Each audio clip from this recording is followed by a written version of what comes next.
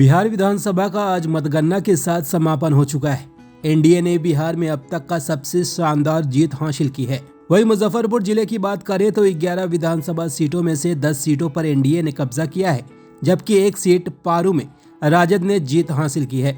पिछले चुनाव की बात करें तो मुजफ्फरपुर नगर सीट से कांग्रेस, कांटी, मीनापुर, गायघाट एवं बोचहा में राजद, सकरा जदयू, जबकि साहेबगंज, पारू, बरुराज, कुडनी में भाजपा ने जीत हासिल की थी। इस बार राजद के शंकर यादव ने पारू से महागठबंधन की इज्जत बचाने में कामयाबी हासिल की है। बरुराज से अरुण सिंह, साहेबगंज से राजू सिंह, कुडनी से केदार गुप्ता ने अपनी सीट बचाने में कामयाबी हासिल की है और मुजफ्फरपुर नगर से रंजन कुमार, औराई से रमा निषाद ने भी अप्रत्याशित हित हासिल की है।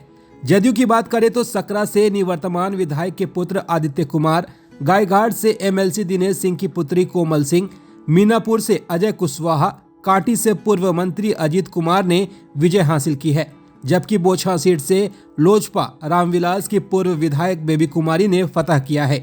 इस प्रकार से मुजफ्फरपुर जिले के 10 सीटों पर एनडीए एवं एक सीट पर महागठबंधन ने जीत हासिल की है।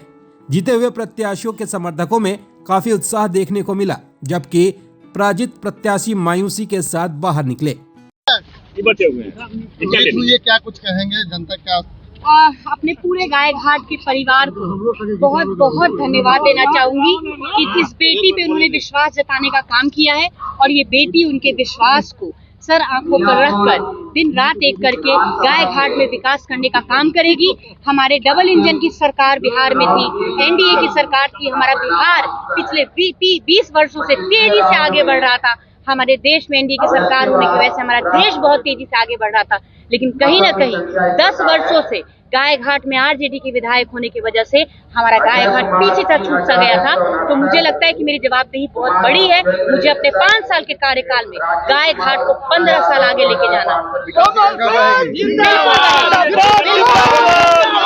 भारी बहुमत से जीत हुई है इस बार, क्या कुछ कहेंगे? इसके लिए सबसे पहले हम बरुराज विधानसभा की तमाम जनता मालिक को प्रणाम करते हुए हृदय से उनके प्रति आभार व्यक्त करते हैं और बहुत बहुत धन्यवाद देते हैं, जिन्होंने इस तरह के अपार बहुमत से हमें पुनः आशीर्वाद, वोट रूपी आशीर्वाद देने का काम किया और 29,052 मतों से हमें चुनाव जिताने का काम किया।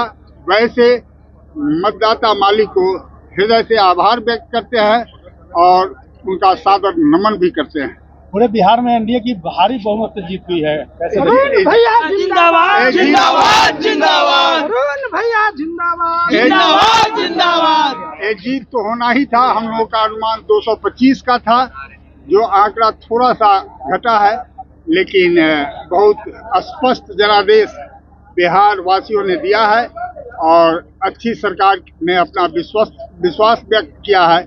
इसके लिए पूरे बिहार वासियों को भी हृदय से आभार व्यक्त करते हैं और बहुत बहुत धन्यवाद देते हैं। महिलाओं का काफी उत्साह दिखा। मातृशक्ति ने जिस तरह से आंचल भर के, झोली भर के आशीर्वाद देने का काम किया है, मातृशक्ति को पुनः हम नमन करते हैं, प्रणाम करते हैं और उनका आशीर्वाद इसी तरह से बना रहे। हम लोगों में वो लोग इस तरह का आशीर्वाद दें, ऐसी शक्ति भरें कि हम आजीवन बरुराज की जनता का सेवा करते रहें। क्या प्राथमिकता होंगी बरुराज के लिए? बरुराज के विकास के लिए पहले से कटिबद्ध थे, काफी हद तक विकास हुआ था।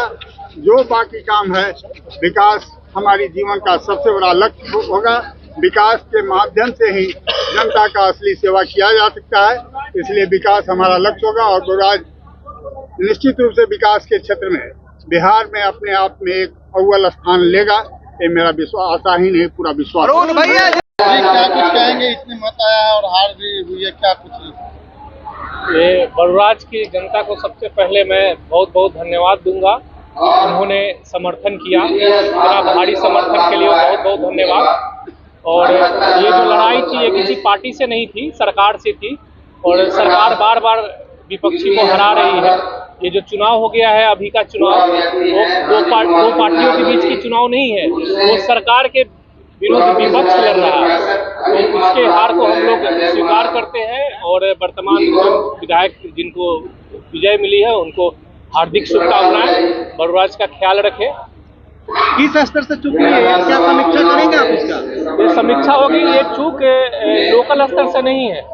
ये जिस प्रकार से फ्री रेवड़ियाँ बांटी गई है, 10-10 हजार रुपया लोगों को दिया गया, प्रलोभन की चीजें जो दी गई इलेक्शन से पहले, उसी से जनता में मुझे लगता है कि मुंह हुआ है, क्योंकि पूरे बिहार का रिजल्ट ऐसा ही है।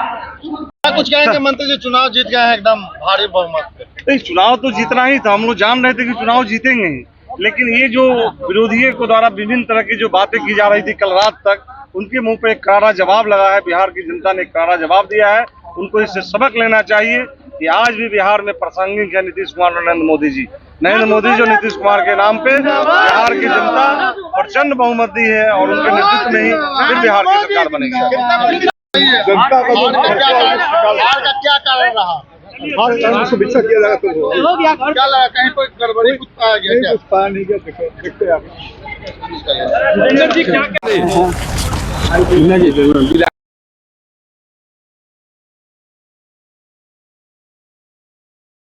देखिए, यहाँ हमने देखा है कि तत्काल लाभ लोग ज्यादा सोचा है। हम भविष्य की बात करते थे, आगे की सोचते थे, लेकिन लोग तत्काल लाभ जो हुआ है इसके कारण जो है थोड़ा स्थिति ऐसा बना है। लेकिन मीनापुर की जनता ने जो भी मैंडेट दिया है, जो मत दिया है, हम मीनापुर की जनता का स्वागत करते हैं। पुरानी की महान जनता की जीत है और अपने देश के लोकप्रिय प्रधानमंत्री नरेंद्र भाई मोदी जी का, लोकप्रिय मुख्यमंत्री नीतीश कुमार जी का, लोकप्रिय उप मुख्यमंत्री सम्राट चौधरी विजय सिन्हा, डॉक्टर दिलीप जायसवाल जी का किए गए कार्यों का जीत है। इस देश के लिए मैं कर्म और धर्म दोनों पर विश्वास रखता हूं, इसलिए मुझे विश्वास था कि पुरनी की जनता मुझे आशीर्वाद दिया है तो जीत होगी।